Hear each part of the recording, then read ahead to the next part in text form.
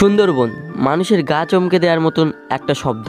আসলে সুন্দরবনকে নিয়ে প্রতিটা মানুষের মনে রয়েছে বিভিন্ন জানা অজানা তথ্য। তেমনি সুন্দরবনের মইপিট কোস্টাল থানার অন্তর্গত মইপিট নামক এই উপকূলীয়বর্তী দ্বীপে বন্যদেবীর বা জঙ্গল পূজা নিয়ে আজকের এই ভিডিওটি। এই পূজাটি সাধারণত হয় মইপিট দ্বীপের পার্শ্ববর্তী একটা দ্বীপে, যেখানে বাঘের ভয়ে জঙ্গলের চারিদিকে জাল ঘিরে পুজোটি হয়ে থাকে। এক রোমাঞ্চকর অভিজ্ঞতা। তো এই বনবিবি কেন নামকরণ হলো, বনবিবি অ্যাকচুয়ালি তার বাড়ি কোথায়, কেন বা এই সুন্দরবনে তার পরিচিতি লাভ করেছে? এই মেলাটিতে এসে তোমাদের কেমন লাগছে বলুন দাদা? ভালো, খুব খুশি। দ্বীপটিকে মূলত ভাবে জাল দিয়ে ঘিরে বছরে একবার এই জায়গাটিতে পূজা অর্চনাটা হয়।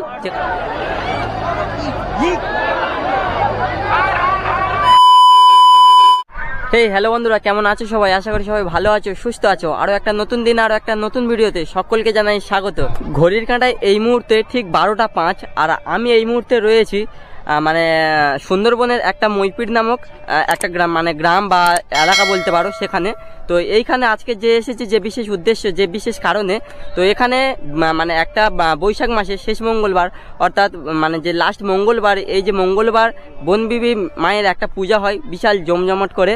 তো সেইখানে আজকের আমরা এসেছি। আপাতত আমরা রয়েছি যে যে জঙ্গলের এই প্রান্তে। এই জঙ্গল থেকে এখন আমরা নদী পার হয়ে মেন জঙ্গলে যাব। তো আপাতত এখানে সুরজিৎদা আর এই দাদাগুলো রয়েছে। তো এখানে আমরা আপাতত ড্রোন শ্যুট করছি, ড্রোনের কিছু ভিউ নেবো, তারপর এখান থাকতে মেন যে জঙ্গল সেখানে যাব। তো ভিডিওটা শেষ পর্যন্ত দেখতে থাকো, বাকি ভিডিওর মধ্যে হচ্ছে।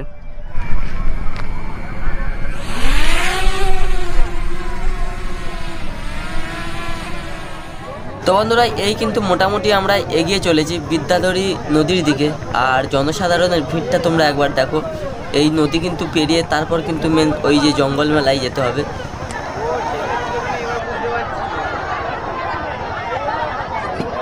আচ্ছা, এই কিন্তু মোটামুটি নদীর পার, আর এই নদীর পার কিন্তু পেরিয়ে আমাদের ওই দূরে যেতে হবে। তো এখানে মূলত সাধারণত ওই নর্মাল টাইমে নৌকা চলাচল করে না, সাধারণত যারা মৎস্যজীবী, যারা মাছ ধরে তারা ছাড়া। তো এখানে মোটামুটি ওই শুধু মেলার সময় এখানে ওই নৌকা চলে। এই জন্য এই জায়গাটাতে এতটা পরিমাণে বেশি ভিড় হয়।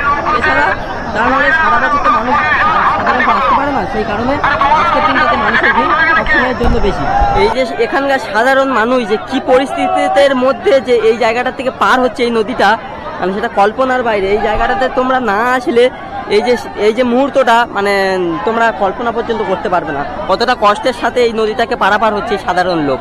তবে একটা কথা তোমাদেরকে বলতে পারি, এই জায়গাটাতে কিন্তু পুলিশের সম্পূর্ণ একদম নিরাপত্তার ব্যবস্থা রয়েছে, সেটা তোমরা দেখতেই পাচ্ছ।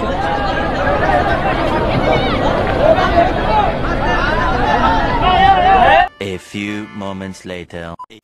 তো ফাইনালি অবশেষে মোটামুটি ঘন্টাখানেক পর আমরা কিন্তু খুব কষ্ট সহকারে একটা নৌকাতে উঠেছি। আর এই অবস্থা নৌকা।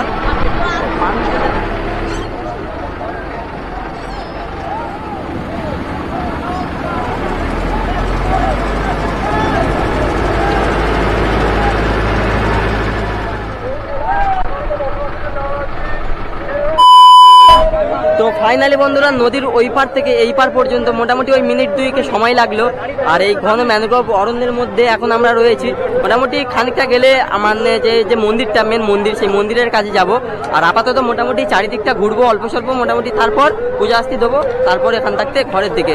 তো আপাতত তোমাদের এই জঙ্গলটাকে ভালোভাবে ঘোরাই এবং তোমাদেরকে দেখাই। তো চলো। তো বন্ধুরা, এই কিন্তু মোটামুটি জঙ্গলের মাঝখান থেকে সরু একটা রাস্তা, দুদিকে সুন্দরী গাছকে রেখে আমরা সামনের দিকে এগিয়ে যাচ্ছি। জনসাধারণের ভিড়টা তোমরা দেখতে পাচ্ছ কতটা পরিমাণে, কেউ বা যাচ্ছে কেউ বা আসছে।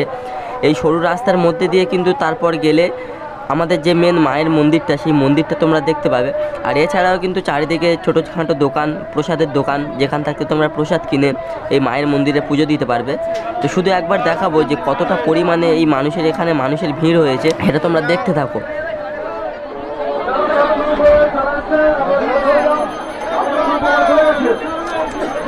এক রোমাঞ্চকর অভিজ্ঞতা। তোমরা না এই জায়গাতে এলে কল্পনা পর্যন্ত করতে পারবে না। এক সাইডে বাঘ জঙ্গলের এই যে নেট, আর অপর দিকে এই নেট ঘিরে পূজা।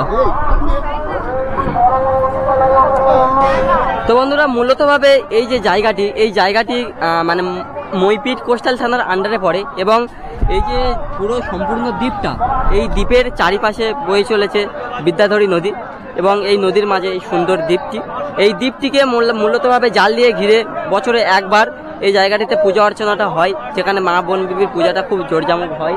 এছাড়া কিন্তু সারা বছর এই দিনটা বাদ দিয়ে কোনো দিনে অ্যালাউ নেই।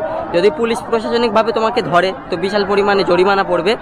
তো সুতরাং একটু ভাবনা চিন্তা করে এই যে দ্বীপটি এবং এই যে মন্দিরটি, এর পিছনে কিন্তু প্রচুর পরিমাণে ইতিহাস রয়েছে। যতটুকু জানি তোমাদের সাথে শেয়ার করব। তো আপাতত সুরজিৎদার মুখ থেকে কিছু জেনে নেওয়া যাক। তো বন্ধুরা, প্রথমত বলতে চাই এই নিয়ে কিন্তু আলাদা ভিডিও করতে হয়, কারণ এর অনেক ইতিহাস রয়েছে, অনেক সাল রয়েছে। তো স্পেসিফিক কিছু পয়েন্ট তোমাদের আমি তুলে ধরছি, বা এই বনবিবি কেন নামকরণ হলো, বনবিবি অ্যাকচুয়ালি তার বাড়ি কোথায়, কেন বা এই সুন্দরবনে তার পরিচিতি লাভ করেছে। তো অ্যাকচুয়ালি বনবিবির কিন্তু যদি বাবা বলতে হয়, মক্কার ইব্রাহিম তার বাবা। অ্যাকচুয়ালি ইব্রাহিমের কিন্তু দুটো বিয়ে। প্রথম যে স্ত্রী ফুল বিবি, তিনি কিন্তু নিঃসন্তান ছিলেন, তো সত্য হচ্ছিলেন না, যার কারণে কিন্তু ফুল বিবি ইব্রাহিমকে বলেন যে আপনি আরেকটা বিয়ে করুন, কিন্তু একটা শর্ত রেখেছিল, যদি সেই স্ত্রী যদি গর্ভবতী হয় তাহলে কিন্তু তাকে বনবাসে ছেড়ে দিয়ে আসতে হবে। তো সেই হিসেব মতো কিন্তু ইব্রাহিম উনি কিন্তু গুলাল বিবিকে বিয়ে করেন, একজন ফকিরের মেয়ে গুলাল বিবি তাকে বিয়ে করেন এবং যথারীতি তিনি অন্তঃসত্ত্বা হন এবং তাকে বনবাসে কিন্তু এই সুন্দরবনে পাঠান। সেই অবস্থায় কিন্তু গুলাল বিবির গর্ভ থেকে কিন্তু জন্ম হয়েছিল এই বনবিবি এবং তার ভাই শাহ জঙ্গলি। তো এইটুকু জানিয়ে রাখলাম। তো এর পরবর্তী যদি স্পেসিফিক এই কারণে ভিডিও চাই তো অবশ্যই কমেন্ট করে জানাবেন, তাহলে এই সম্পর্কে ভিডিও তোমাদের তুলে ধরা হবে। তো মোটামুটি সুরজিৎদার মুখ থেকে যতটুকু জানার তোমরা জেনে নিলে। এবার বাদবাকি এই মেলাটা ঘুরতে ঘুরতে আরও জানকারি যদি পাই তো তোমাদেরকে দিতে থাকবো। তো চলো বন্ধুরা, এবার সবশেষে দর্শন করে নেওয়া যাক এই মন্দিরের ঠাকুরগুলি। আর এই যে দূরে দেখা পাচ্ছ অ্যালবেস্টার দিয়ে, এটাই কিন্তু মূলত এখানকার মন্দির। আর জনসাধারণের ভিড়টা দেখেছো, চারিদিকে মন্দিরের আশেপাশে কিন্তু প্রচুর পরিমাণে মানুষজন রয়েছে। আর ওপরে কিছু মুরগি চড়ছে, যেগুলো কিন্তু মানসিকের দ্বারাই এখানে ছেড়ে দেওয়া হয়। আর সেই মুরগিগুলো এই মন্দিরের ওপরে, এই চালের ওপরে রয়ে যায়। মোটামুটি কিন্তু প্রচুর পরিমাণে ভিড়, আর এই ভিড়কে ঠেলে আমাকে এখন দর্শন করতে হবে ঠাকুরগুলি।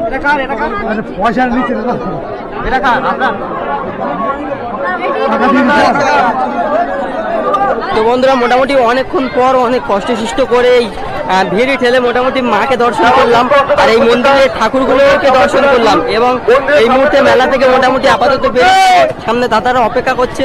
আর মেলাতে যে পরিমাণে ভিড় হয়েছে সে মানে কল্পনার বাইরে।